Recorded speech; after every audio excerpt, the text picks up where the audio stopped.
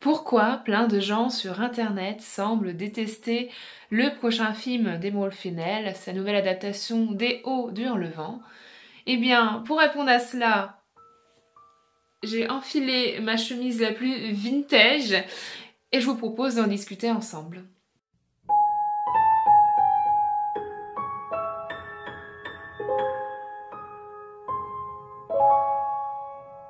Bonjour tout le monde, je suis Nina Gorlier, autrice de l'imaginaire et je vous souhaite la bienvenue sur ma chaîne À la croisée des plumes. Pour commencer, je voulais vous remercier pour l'accueil que vous avez fait à ma dernière vidéo consacrée aux lectures que je vous recommande pour l'automne. Elle a fait son petit chemin, enfin elle a fait beaucoup plus de vues que les autres dès sa sortie, donc merci beaucoup pour cet accueil. Je pense que le côté automnal a beaucoup attiré les vues. J'espère que cette vidéo que je vous propose aujourd'hui va vous plaire également.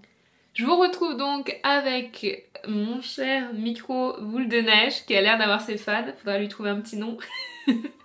Je vous retrouve aujourd'hui pour vous parler d'un sujet qui me tient à cœur. Un sujet qui parle de littérature mais aussi de cinéma.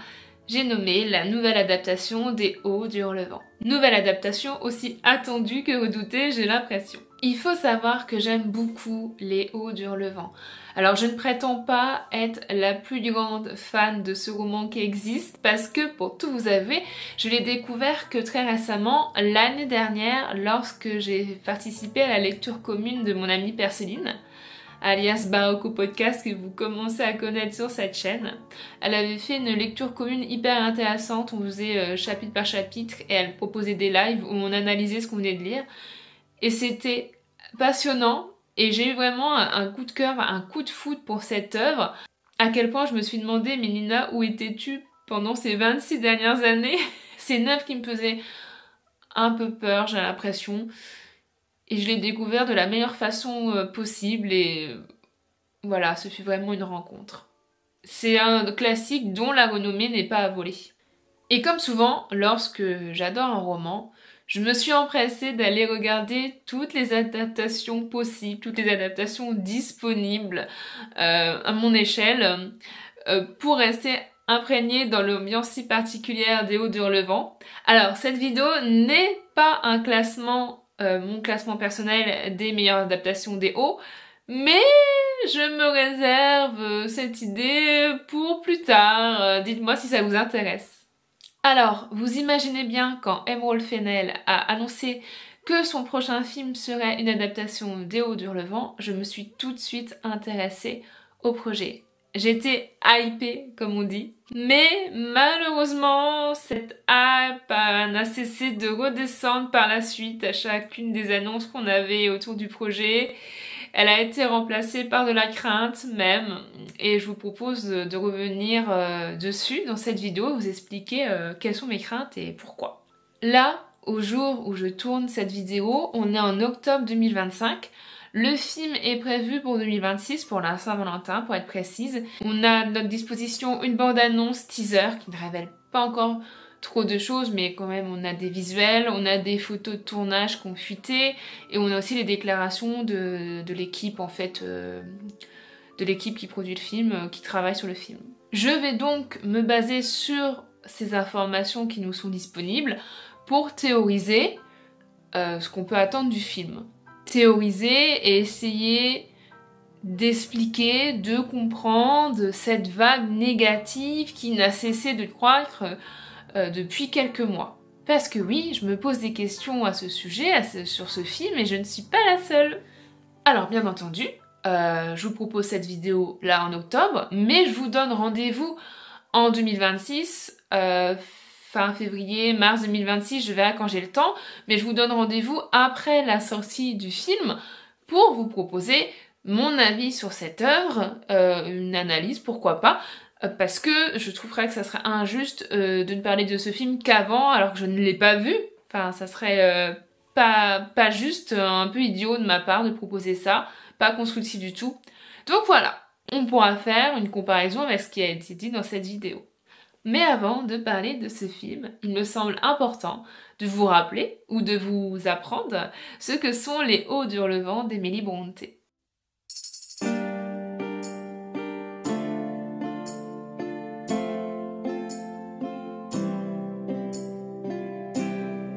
En 1818 naissait Emily, la deuxième des sœurs Brontë entre Charlotte et Anne.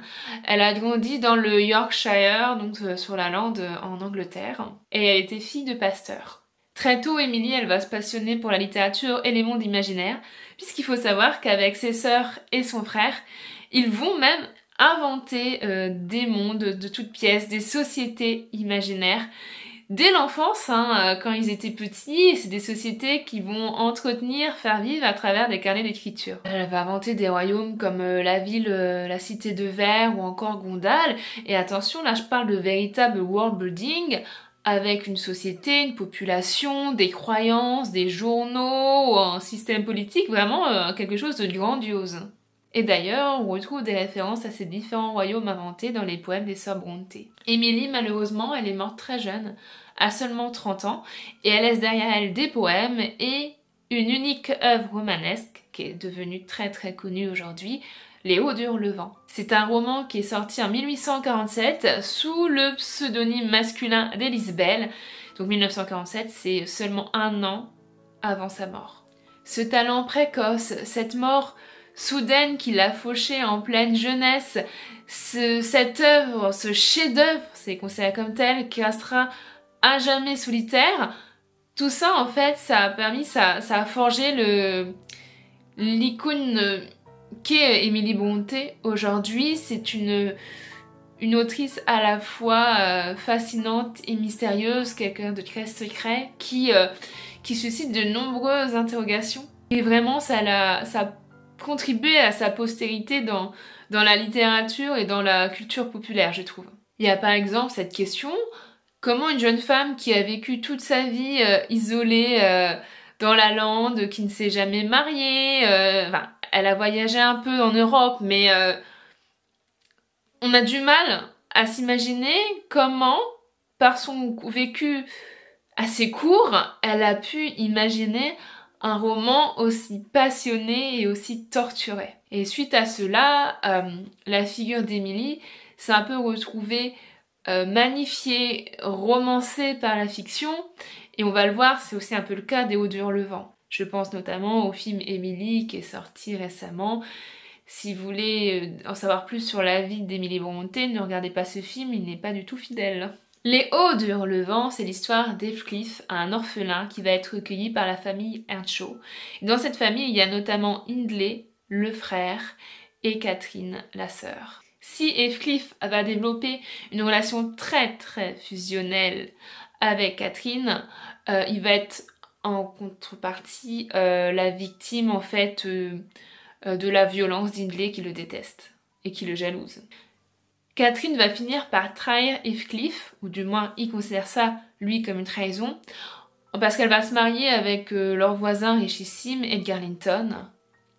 Et à partir de ce moment-là, Heathcliff, qui a le cœur brisé, qui se sent humilié, il va disparaître, puis revenir, et entamer une quête de vengeance, une vengeance qui va durer pendant des années et plusieurs générations. En francophonie, le roman a été traduit pour la première fois en 1892 par Théodore de Wizema sous le titre Un amant. Et c'est en 1925 que va sortir la traduction française signée Frédéric de Lebec, qui est la traduction la plus connue puisque c'est elle qui lui donne, enfin c'est ce traducteur qui choisit le titre Les Hauts de Hurlevent qui est resté dans notre postérité. Titre d'ailleurs, fun fact, qui est protégé par les héritiers de Delebecq, et c'est d'ailleurs pour ça que toutes les autres traductions qui ont été faites après ne peuvent pas légalement avoir le même titre, et donc ça nous permet d'avoir plein de titres différents pour les Hauts de Hurlevent, et on pourrait dédier, je pense, une vidéo même à ces différents titres parce que chacun font des choix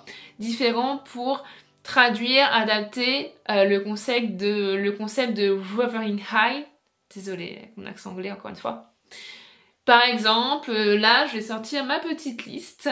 On a par exemple Haute Plaine, La Maison des Vents Maudits, Les Hauts des Tempêtes, Hurtemont, Âpremont, Âprevent, ou encore Les Hauts de Hurtebise. C'est d'ailleurs la traduction que moi j'ai lue récemment. Je serais curieuse de savoir, parmi ces titres que je viens de vous dire, lequel est votre préféré, et vous n'avez pas le droit de répondre Les Hauts de Hurlevent. Donc comme je vous disais, moi j'ai lu Hurtebise qui est la plus récente de mémoire, elle est sortie en 2024. Alors ça peut heurter, sans mauvais jeu de mots.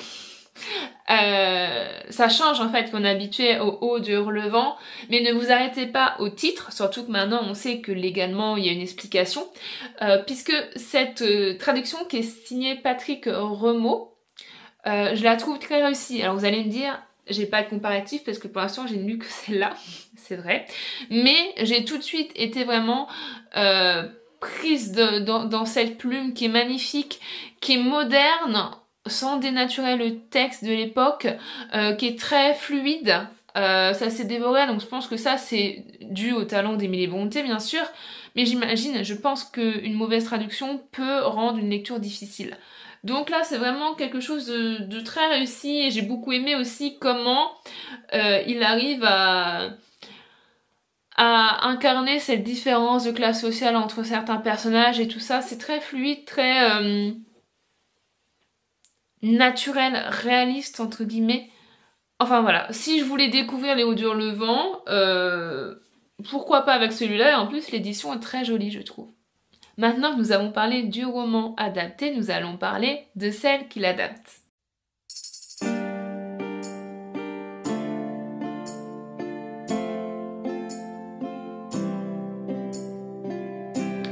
Emerald Fennell est une réalisatrice, scénariste et actrice britannique née en 1985.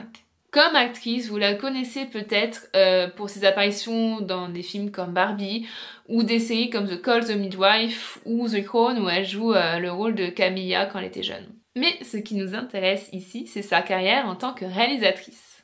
Elle s'est fait connaître en 2020 avec la sortie de son premier film, son premier long métrage, Promising Young Woman, avec Carey Mulligan dans le rôle titre. Alors attention, trigger warning, agression sexuelle. Puisqu'on va suivre l'histoire de Cassie, qui est une jeune femme qui mène une quête de vengeance contre notamment les hommes, le patriarcat, suite au fait au décès soudain de sa meilleure amie qui a choisi de se donner la mort suite à un viol qu'elle avait subi. Cassie, elle va se mettre à traquer des hommes, notamment en mimant l'ivresse dans des bars, pour voir lesquels vont profiter de son état, de sa faiblesse, pour essayer d'abuser d'elle. Et après, je vous en dis pas plus si le film vous intéresse. Mais voilà, on part sur vraiment un film qui va dénoncer la culture de viol, le victim blaming, et si on est en quelque sorte aussi sur une sorte de female rage. Son deuxième film a aussi été assez percutant. Il est sorti sur Prime Video en 2023 et donc vous pouvez le regarder si vous êtes abonné à cette plateforme. Il s'agit de Saltburn avec Jacob Elordi, notamment aussi une actrice que j'adore qui s'appelle Rosamund Pike. J'adore. Les fans d'Orgueil Préjugés, vous voyez de qui je parle, je l'adore. Et là, dans Saltburn, on va suivre Oliver, qui est un étudiant qui arrive à Oxford, qui va faire la connaissance d'un jeune homme nommé Félix, joué par Jacob Elordi, qui est beaucoup plus riche que lui, une famille beaucoup plus aisée de la petite noblesse britannique. Et en fait, Félix va un peu le prendre sous son aile et l'inviter à passer l'été à Saltburn, qui est en fait la demeure familiale. Et donc l'histoire, ça va se jouer autour de cette amitié aussi étrange qu'inégale, cette fascination un peu morbide qui va se nouer entre eux, surtout d'Oliver par rapport à Félix. On pourrait presque dire qu'il y a un côté Dark Academia. Si vous avez vu la dernière vidéo que j'ai fait sur le sujet, vous comprendrez peut-être. Mais voilà. Et on arrive donc maintenant à son troisième et prochain long métrage, Hurlevent. Comme je vous disais, la prévue est sortie en 2026. Mon petit avis rapide sur les films d'Emerald Fennell, moi je les trouve très très beaux. Il y a certains plans, dans la manière dont ils sont construits, avec les couleurs, l'esthétique, ça fait vraiment des tableaux quoi. C'est magnifique, je vais vous mettre quelques images autour pour que vous puissiez voir ce que je veux dire. Mais le reproche que j'aurais à leur faire à ces films, c'est que j'ai l'impression que derrière ce côté sublime, niveau substance, il n'y a pas grand chose. Parfois. Ça va peut-être paraître comme un énorme reproche que je vais vous dire, mais c'est des films qui sont parfois qualifiés un peu de films Tumblr ou Pinterest, dans le sens où ils vont beaucoup être notables pour leur esthétique. D'ailleurs, des images de Salburn, moi j'en ai souvent sur ma page d'accueil Pinterest. C'est surtout Salburn d'ailleurs qui est concerné par ce reproche, même si j'avais passé un bon moment le regardant, hein, j'avoue quand même. Mais je n'avais pas l'impression qu'il proposait quelque chose de nouveau. Dans le sens où j'ai vu, il y a d'autres films sur le sujet qui l'abordent de façon plus intéressante et mieux construite, entre guillemets. Les thématiques sont mieux exploitées ailleurs. Je pense par exemple aux thématiques autour des différences de classe sociale entre les personnages. L'envie, la jalousie, la fascination d'un jeune homme d'un milieu moins aisé envers ceux d'en haut. Si vous êtes anglophone, je vous conseille d'ailleurs une très bonne vidéo sur le sujet que je vous mets en barre d'infos. Alors pourtant, comme je vous disais, quand Emerald Fennell elle a annoncé le projet de Hurlevent en juillet 2024, j'étais vraiment intéressée par le projet, même l'idée me réjouissait. J'étais pas la seule, hein, je m'en souviens que autour de moi, les gens se réjouissaient aussi, et comme je vous disais, mon envie, mes espérances ont dégringolé au fur et à mesure, et donc là je vais revenir dessus pour vous expliquer, pour que vous puissiez comprendre, mais Nina, d'où vient cette panique? Et je vous propose donc de revenir sur ces différents points. Comment dire, je vais les classer par ordre croissant de Soulance, ce mot n'existe sûrement pas, mais en gros, de ce qui m'interroge / m'énerve le moins à ce qui m'insupporte davantage.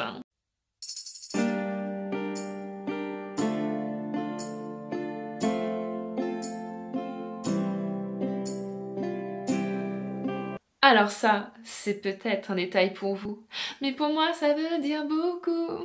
Pardon. Il faut savoir que j'adore les films d'époque, notamment sur le travail qu'ils proposent sur les tenues, l'habillement, les costumes de l'époque traitée. Parce que pour moi, on a là souvent un vrai travail de reconstitution historique. Dans mes costumes de films préférés, on peut citer Barry Lyndon, Emma, Autant n'emporte le vent ou encore Crimson Peak. Ces exemples rentrent dans la catégorie que j'appellerais les costumes très très fidèles à la réalité historique, donc vraiment ce côté reconstitution. On a ensuite une catégorie plus liberté artistique, où là les costumes dans le film vont s'inspirer de la période historique qui est traitée, mais vont se permettre d'un point de vue créatif de proposer autre chose, de n'être pas 100% fidèle, d'apporter parfois un peu d'éléments de fantaisie ou d'anachronisme. Je pense notamment aux Marie-Antoinette de Sofia Coppola, qui historiquement il y a des costumes, des robes, c'est parfait, mais d'un autre côté il y a le côté les Converse, vous voyez. Dans le même genre, on peut citer le Cléopâtre de Mankiewicz, pardon, je mets le nom là. Ou encore, plus récemment, le Anna Karenine de Joe White. Les costumes sont magnifiques, mais historiquement, c'est pas du tout ça. Et puis, il y a la catégorie du c'est n'importe quoi. Limite, on voit les boutons pression, les fermetures éclairs, vous voyez. En tout cas, les costumes sont anachroniques, la façon de les porter, ou aussi souvent, alors ça, les costumes d'hommes un peu moins parce que ils sont plus passe-partout. Par exemple, si je vous montre un costume d'homme début ou plutôt fin 19e siècle, il y a des chances que vous voyez pas trop les différences. Mais pour les costumes féminins, avec la forme, la taille des robes, c'est beaucoup plus flagrant. Et des fois, on a des period pieces, comme on dit, des period drama, qui proposent des costumes, des robes qui sont 10, 15, 20 ans plus trop tôt ou trop tard par rapport à la période qui est traitée dans le film. Ça arrive. Alors des fois, ça peut être des choix. Je pense notamment à l'adaptation d'Orgueil et Préjugés qui date des années 40 avec Laurence Olivier, où ils font le choix d'avoir des costumes plutôt 1860, avec donc crinoline, etc., plutôt que des costumes style empire, comme on les voit dans la plupart des adaptations de Jane Austen. Et je pense, je dis peut-être une énorme bêtise, mais de mémoire, c'était pour surfer sur l'esthétique d'Autant n'emporte le vent, qui était sorti à peu près à la même époque. Voilà, ça on peut encore pardonner. Parce que les costumes restent quand même d'une très bonne qualité. J'ai encore fait une délégation, j'arrête. Donc dans mes 3 catégories, où peut-on classer le Hurlevent d'Emerald Fennell? Alors, à la première photo de tournage qui a fuité, où on voit donc Catherine Earnshaw dans sa robe de mariée, il faut savoir que j'ai crié pour plusieurs choses. De 1, la coupe de la robe n'est pas du tout la bonne. De 2, on peut voir une crinoline en dessous, pas du tout la bonne époque. De 3, les épaules dénudées de la sorte, mais pas du tout, enfin à bannir à cette époque-là, n'importe quoi, une femme n'aurait jamais les épaules comme ça. Et enfin, de 4, la couleur blanche est complètement, c'est anachronique, parce que fun fact, la couleur blanche pour les robes de mariée, c'est devenu à la mode suite à la reine Victoria qui a porté du blanc à son mariage avec Albert. Il faut savoir qu'avant, eh bien, on pouvait se marier dans plein de couleurs différentes, pas seulement le blanc. En fait, les femmes, souvent, prenaient leur plus belle robe ou elles faisaient tailler une robe pour l'occasion, mais pas forcément en blanc.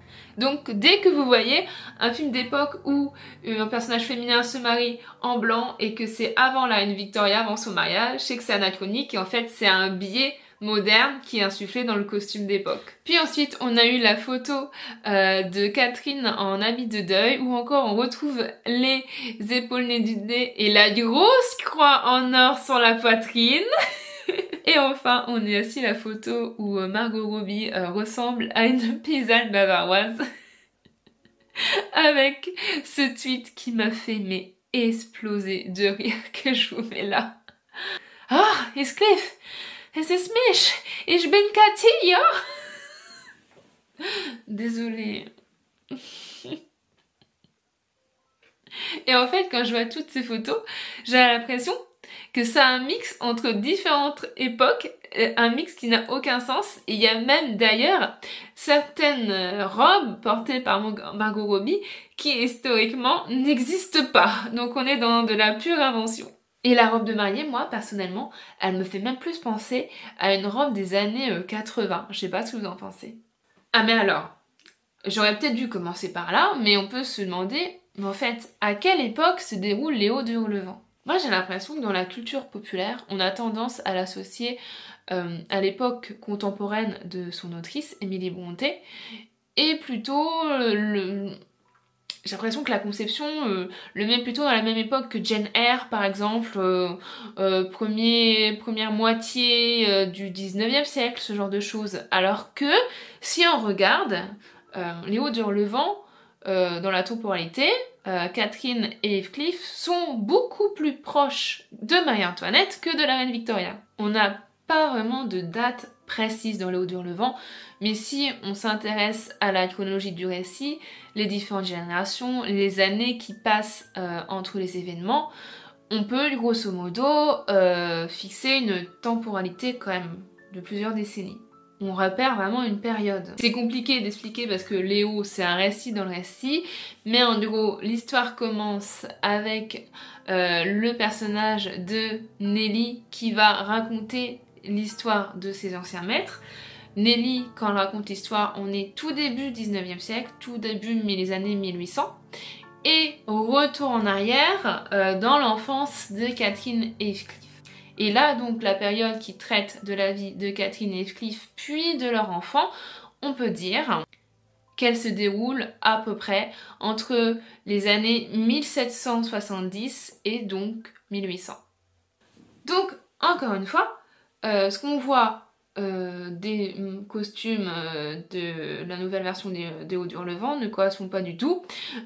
Pour référence, voilà, je vous mets des images de plusieurs adaptations qui ont placé les costumes, qui ont fait des costumes qui correspondent. Il y a notamment la version avec Juliette Binoche et il y a aussi le téléfilm de 1998.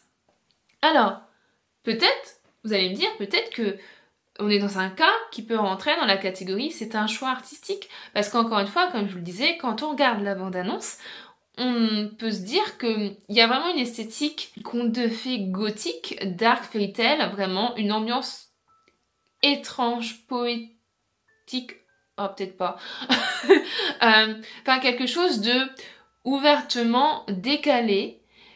Et oui, clairement, cette adaptation-là, elle est clairement, on reviendra dessus, c'est clairement pas une adaptation fidèle. Donc on peut dire que peut-être que tout simplement c'est un choix artistique, peut-être que narrativement cela va s'expliquer, mais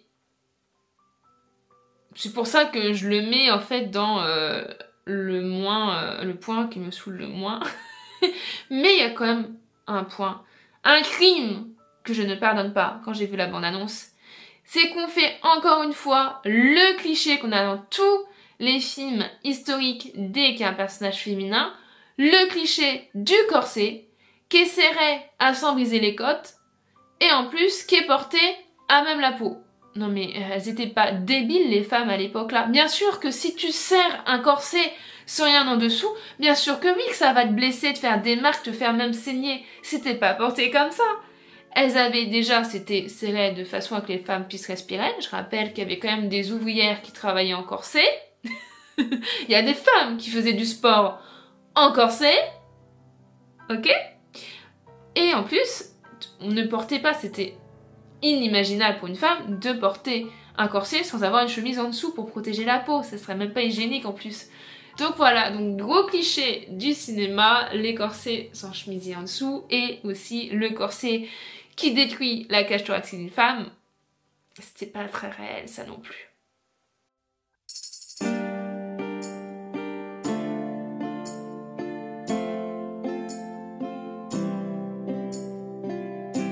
Je ne suis pas fan, mais pas du tout. Pour moi, Margot Robbie, elle ne correspond pas au personnage de Catherine.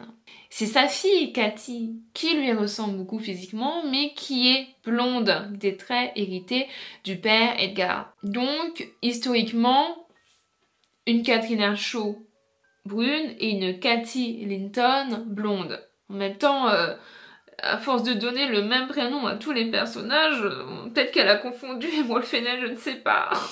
Et puis voilà, plus sérieusement, Margot Robbie, moi je trouve qu'elle ressemble pas du tout à une jeune fille qui a grandi sur la lande anglaise, là où il pleut, il fait froid, il y a du brouillard, et puis Catherine dans le roman c'est un peu une enfant sauvage. Alors là, je veux pas dire qu'elle ressemble à Malibu Barbie parce que bah elle a joué Barbie, donc c'est pas une Californienne, c'est une Australienne Margot Robbie, mais voilà. Ne cassez pas une actrice australienne avec dont on voit bien les faux cheveux blonds sur les photos de tournage quoi, enfin les racines quoi, au bout d'un moment. Et surtout, quelque chose que je ne pensais pas dire un jour, mais il faut caster une actrice plus jeune pour jouer Catherine Earnshaw. Là en fait, on est sur le problème inverse de ce qu'on a d'habitude à Hollywood. Hollywood est le spécialiste pour caster des actrices beaucoup plus jeunes que le rôle qu'elles jouent. Par exemple, dans le Napoléon de Ridley Scott, pourquoi caster Vanessa Kirby, qui est plus jeune que Joaquin Phoenix qui joue Napoléon, alors que dans la réalité, Joséphine était plus âgée que Napoléon. Mais là, pour le coup, on a le problème inverse, parce que Margot Robbie, elle a 35 ans. Elle ne peut pas, en ayant 35 ans, selon moi, jouer le rôle d'un personnage, Catherine, qui n'aura jamais plus de 18 ans. Et bon là, petit spoiler, mais le fait qu'elle n'aura jamais plus de 18 ans dans l'histoire, c'est ce qui fait de la tragédie du personnage, et ce qui explique aussi le personnage en soi. Pourquoi Catherine, elle a ce caractère si fantasque? Pourquoi elle est impertinente? Pourquoi elle prend des décisions irréfléchies, des décisions qu'on ne comprend pas forcément? Parce que c'est une gamine, c'est une adolescente, et elle ne sera jamais plus qu'une adolescente, et c'est ça qui est tragique. Et quand je vois Margot Robbie qui a 35 ans, j'arrive pas à me dire c'est une adolescente qui prend des décisions irréfléchies. Non, pas du tout. Alors pourquoi ont-ils casté Margot Robbie? Moi je pense qu'ils ont besoin ils avaient besoin, je pense, d'une tête d'affiche, même si je trouve que pour Léo Hurlevent, ça serait bien aussi de prendre des inconnus, peut-être, mais ça, Hollywood est un peu frileux, j'ai l'impression. Et aussi parce que Margot Robbie, tout simplement, est la productrice du film. Elle a été productrice des autres films d'Emerald Fennell aussi. Donc je sais pas si c'est lié, mais après tu peux être productrice d'un film sans te mettre automatiquement en tête d'affiche. Après je comprends, hein. Catherine Hardwicke, c'est un super rôle c'est un super personnage féminin, c'est un rôle vraiment mythique. Donc je comprends la volonté de devoir se mettre en avant et de briller en jouant ce rôle. Mais bon, moi j'ai du mal, je vois. Pour moi c'est pas Catherine quoi.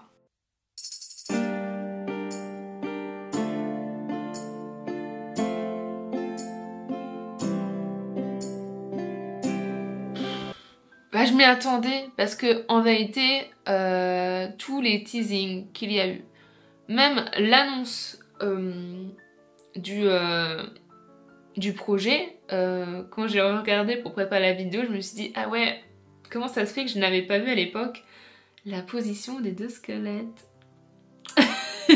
Après le premier teasing, on a Margot Robbie qui mange de l'herbe.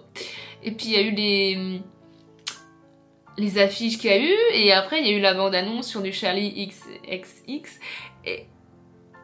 Et vraiment, désolée, mais allez voir la bande-annonce, je vous la mets en description. Mais on dirait, vous savez, ces vidéos à la noix de TikTok de mecs sexy qui cuisinent de façon avec plein de sous-entendus sexuels.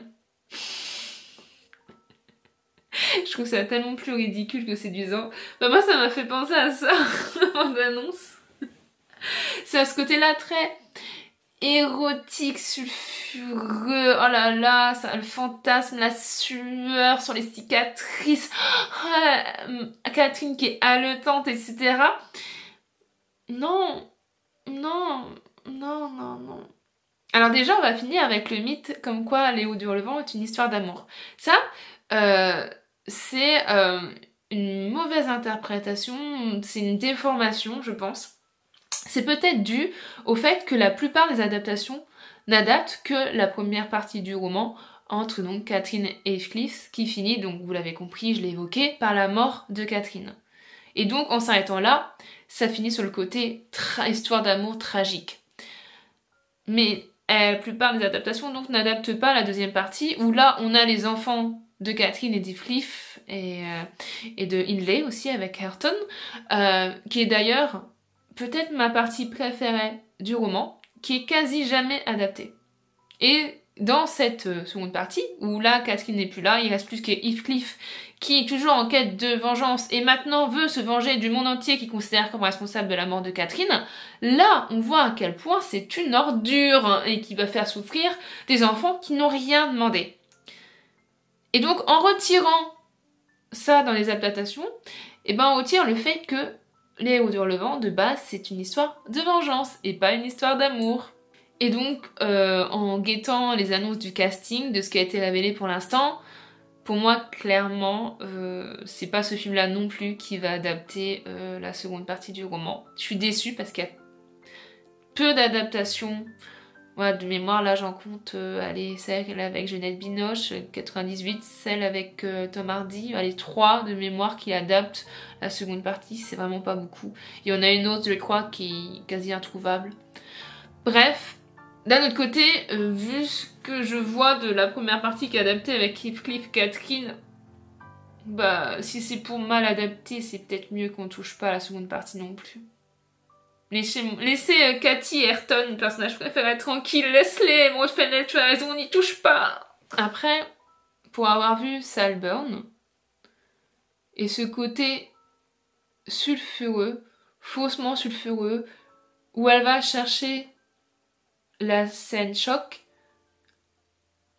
je comprends qu'elle ait fait le lien, la réalisatrice, avec Hurlevent. Si vous avez vu Saltburn, si je vous parle de la scène de la baignoire, vous voyez le genre de choc qu'elle va chercher, ces scènes qu'on fait parler parce qu'elles vont jouer sur quelque chose d'érotique et de très dérangeant. Et si vous avez lu Léo Hurlevent, vous savez qu'il y a une scène entre Heathcliff et la tombe de Catherine. Et si vous avez vu Saltburn, vous savez qu'il y a aussi une scène dans un cimetière, j'en dirai pas plus. Donc c'est facile de faire le lien. Et je me suis dit, ah, est-ce que c'est ça qui lui a donné envie d'aller plus loin? Et du coup, je me demande comment elle va interpréter la scène où Heathcliff déterre le corps de Cathy. Qu'est-ce qu'elle va lui faire faire dans sa version? J'ai peur! Moi, ce qui me dérange, j'ai l'impression, dans ces déclarations qu'elle a eues, Emerald Fennell, qu'elle a pas compris le roman. En fait, et même les Jacob Elordi, enfin l'équipe, ils parlent vraiment comme ça, comme une histoire d'amour torturée, passionnée, quelque chose de sexy. Mais si vous lisez Les Hauts d'Hurlevent, c'est pas sexy du tout. Pas du tout. J'ai pas compris. Après, bon, vu les certaines déclarations qu'Emerald Fennell a eues par le passé, j'ai l'impression qu'elle est vraiment dans la provocation et que c'est ça qu'elle cherche. Et je sais que c'est ça qu'elle cherche, que c'est une adaptation de Hurlevent et volontairement faite pour faire parler, retourner. Et c'est aussi quelque chose que je peux entendre et je peux comprendre, et que c'est cool qu'il y ait des œuvres qui font ça. Mais d'un autre côté, c'est pas ça, Hurlevent. Mais bref. Je vais terminer donc avec le dernier point, celui-là avec qui j'ai plus de mal.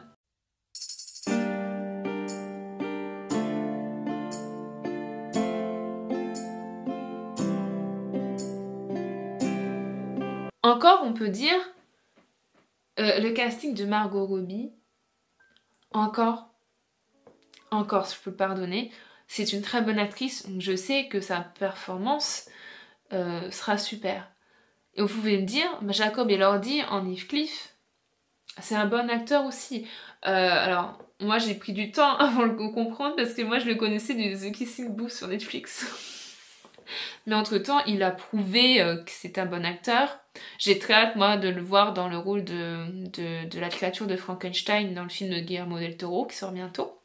Non, il y a tellement de choses qui ne va pas. Déjà, ça l'enferme dans un archétype du bad boy qui le suit depuis Euphoria où il joue le rôle là du mec hyper toxique violent là. Donc elle a déjà tourné avec lui. Est-ce que je comprends l'idée de vouloir garder la même équipe, les mêmes acteurs si tu t'entends bien avec eux créativement?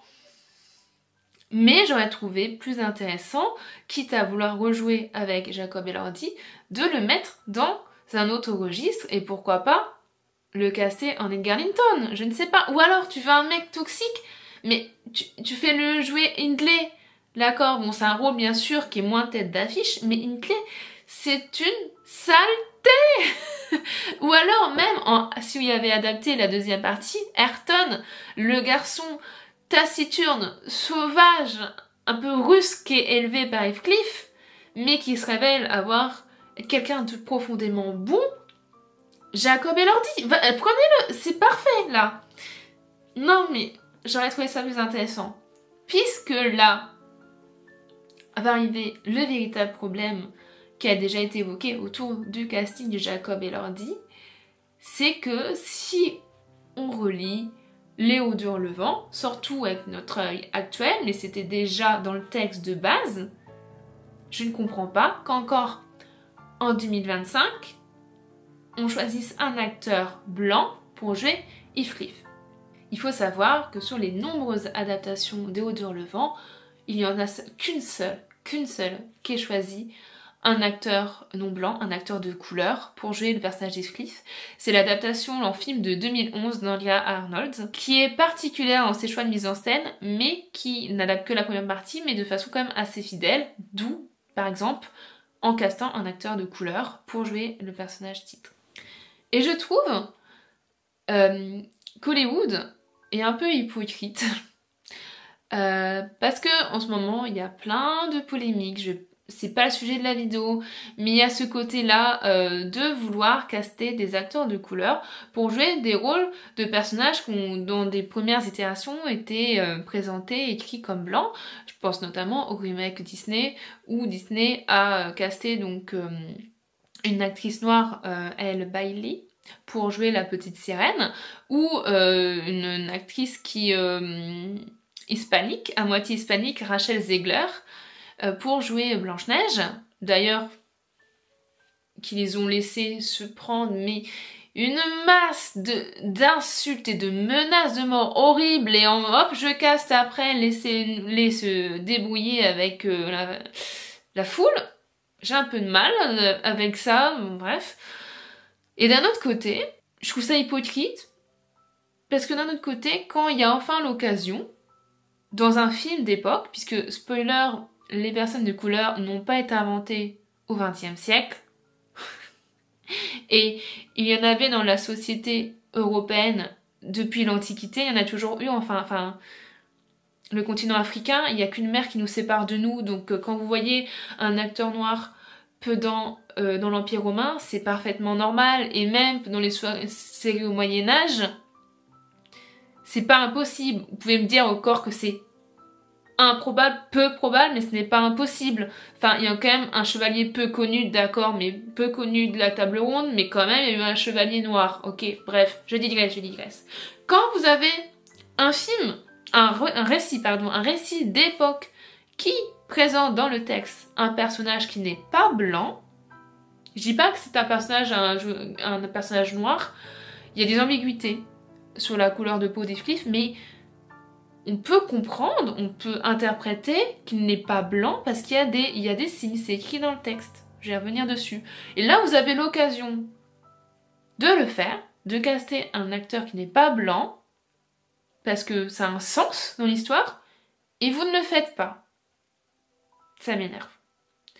Parce que la justification des Molfenel qu'elle a casté Jacob Elordi, parce que il ressemblait l'illustration d'Heathcliff qu'elle avait sur la couverture quand elle était ado, sur le livre qu'elle avait quand elle était ado, oui, bah c'est sûr qu'à l'époque, c'était pas, ils allaient pas représenter un personnage de couleur, mais en fait, tu n'es plus à cette époque-là. Bref. C'est pour ça que pour moi, c'est une interprétation, une vision fantasmée de l'œuvre. J'imagine qu'elle aime cette œuvre et qu'elle y voit ce qu'elle y voit, mais moi, je m'y reconnais pas. Et en fait, pour revenir sur le personnage d'Heathcliff, le fait qu'il ne soit pas blanc, il y a un propos par rapport à ça. Alors, il est décrit, en fait, sa couleur de peau est décrite comme sombre dans le texte, plus sombre que celle des Earnshaw, par exemple. Il y a vraiment une opposition entre Heathcliff et Edgar Linton aussi, qui lui représente en fait l'homme blanc, beaucoup plus riche, et c'est vers lui que Catherine va se tourner, c'est lui qu'elle va épouser et pas Heathcliff. Voilà. Il y a ça, il est décrit comme étant ayant la peau sombre, il est décrit alors dans le texte, il va être comparé à tout ce qui va être un gitan, ce genre de choses, ce qui est du coup aussi une conception qu'on peut dire de raciste, mais qui équivaut en fait à un personnage non blanc. C'est pour ça, pas forcément caster un acteur noir, ça peut être aussi un acteur romani par exemple.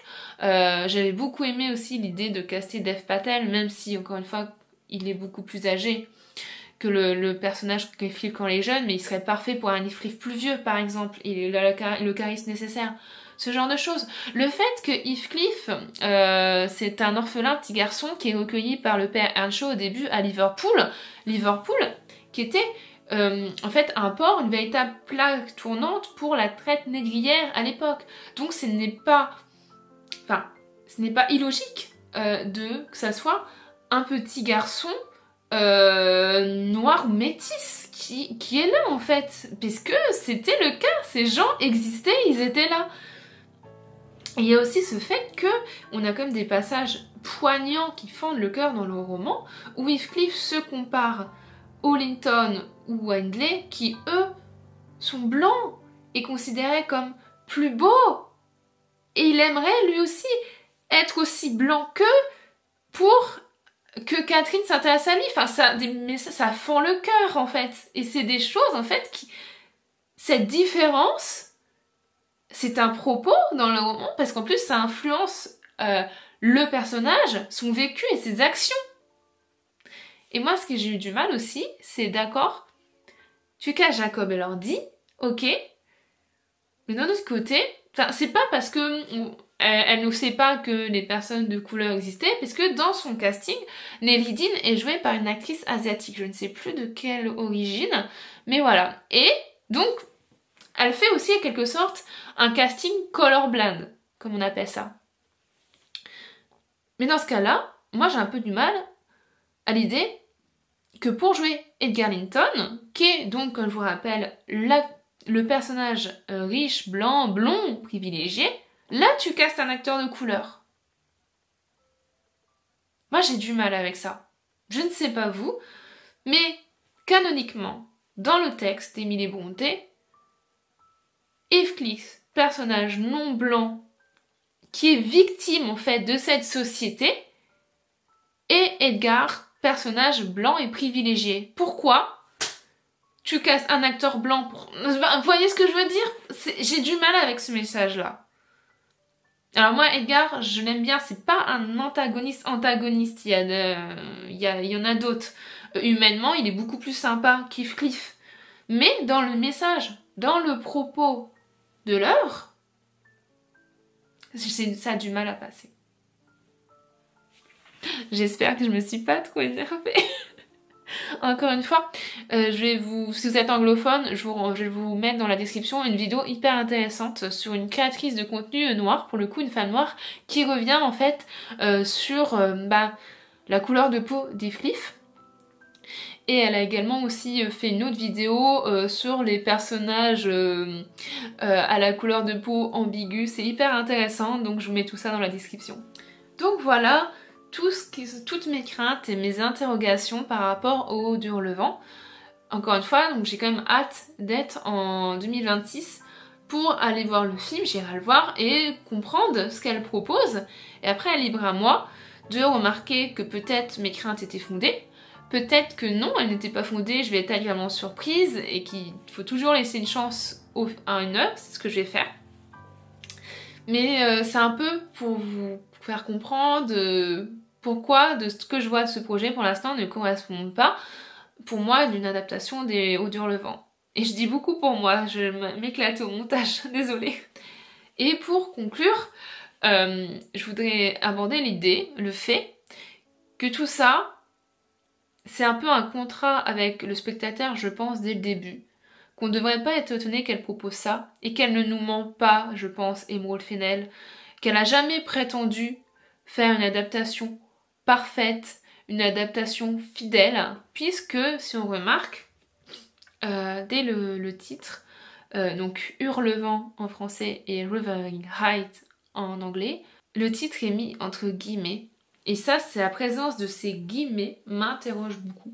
Donc je me demande si on serait pas sur une libre interprétation, sur quelque chose de fantasmagorique. Est-ce que le personnage de Margot Robbie, je sais pas, est-ce que c'est une femme du monde moderne qui lit Hurlevent et qui s'imagine à la place de Catherine Hershaw, ce qui expliquerait l'apparence qui ne correspond pas, qui expliquerait les costumes qui ne sont pas fidèles à la réalité, ce côté vraiment rêve, fantasmé, complètement déluré peut-être. Je ne sais pas, c'est une théorie que j'ai, et dans ce cas-là, si c'est ça, pourquoi pas, ça sera intéressant. J'ai encore des réserves sur le casting de Jacob Elordi. Encore une fois, je me répète, mais en 2025, il y avait d'autres acteurs, je pense, qui pourraient pu correspondre et qui auraient fait tout aussi bon travail. Je ne sais pas. Voilà, j'ai encore parlé 2 heures. Je vais m'éclater au montage. Tout ce que je peux dire, c'est que je vous donne rendez-vous en 2026 pour parler des Hauts d'Hurlevent quand il sortira. Je vous invite à relire Les Hauts d'Hurlevent, le roman d'Émilie Brontë, parce qu'on ne fera jamais mieux que l'original. Le lire ou le relire dans cette édition-là si vous voulez, mais à noter que nous avons de belles éditions qui ressortent également là au mois de novembre, dans les jours qui arrivent, et c'est lié aussi avec la sortie prochaine du film de Emerald Fennell. Il y a une sublime édition des Hauts d'Hurlevent qui sort chez les éditions Hurlevent. une très bonne maison d'édition dont je vous ai déjà parlé ici. Donc voilà, pour le mois de novembre, Hurlevent sort les Hauts d'Hurlevent, c'était évident que ça arrive un jour. Donc je vous conseille, parce que maison Hurlevent, c'est une maison d'édition française indépendante qui fait de beaux ouvrages. Mais si jamais, vous avez aussi les éditions Calidor qui sont spécialisées pour ressortir des classiques de l'imaginaire ou du gothique pour Hurlevent, même s'il y a du fantastique un peu. Dans une magnifique édition, et je crois que c'est chez Gallimard, il y a aussi une édition illustrée qui va sortir par la même illustratrice qui avait fait le Carmilla que j'avais adoré, que je vous ai présenté dans la précédente vidéo. Enfin bref, vous n'avez aucune excuse Enfin, voilà, vous avez plein d'occasions pour lire Les Hauts d'Hurlevent. C'est pas un livre que... Enfin, vous trouverez en librairie, vous voyez ce que je veux dire? Libre à vous ou non de regarder le film d'Emeraude Fennell. Qu'est-ce que vous en pensez? Est-ce que vous êtes plus optimiste que moi? Est-ce que vous avez entendu parler de ce film? Est-ce que vous trouvez que j'extrapole trop, j'abuse? Je ne sais pas. En tout cas, j'espère que cette vidéo vous a plu. On se retrouve normalement la semaine prochaine, si je n'ai pas pris de hiatus forcé entre temps, la semaine prochaine pour une nouvelle vidéo. Et sur ce, je vous dis à bientôt, je vous souhaite de bonnes lectures et je vous fais de gros bisous.